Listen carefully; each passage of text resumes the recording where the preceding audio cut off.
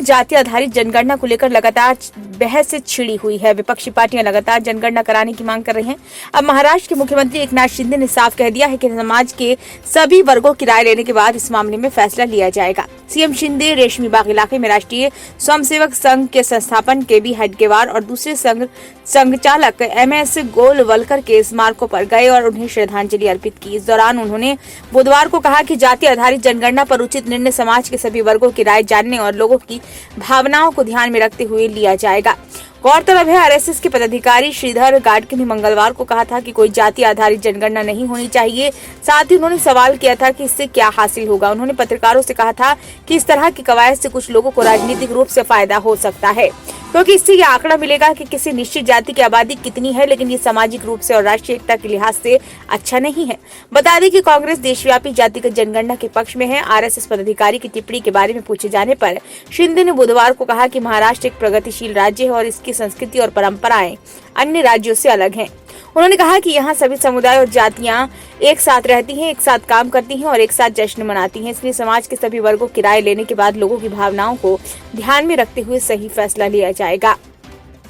भाजपा से जुड़े मंत्री और विधायक हर साल नागपुर में राज्य विधानमंडल के शीतकालीन सत्र के दौरान हेडगेवार और गोलवलकर के स्मारक पर जाते हैं। पिछले साल भाजपा के साथ गठबंधन करने वाले शिंदे ने कहा, हम हर साल शीतकालीन सत्र के दौरान डॉक्टर हेडगेवार के स्मारक पर जाते हैं। मुझे शांति महसूस होती है और यहाँ आने के बाद मुझे ऊर्जा और प्रेरणा मिलती है। यही कारण है कि हम यहाँ आए हैं। हिंदुत्व पर राजनीति के बारे में पूछे जाने पर शिंदे ने कहा, हमारे यहाँ आने के पीछे कोई राजनीति नहीं। हमारा सरकार हिंदुत्व की विचारधारा और बाला साहब ठाकरे की विचारधारा पर बनी है। शिंदे ने कहा, उनकी सरकार आम लोगों का प्रतिनिधित्व करती है। कोई भी मुझसे मिल सकता है और ये पहुंच उनकी सरकार की विशेषता है। मैं भी एक आम आदमी की तरह काम करता हूं। यही कारण है कि लोग हमें और हमारी सरकार को पसंद करते हैं।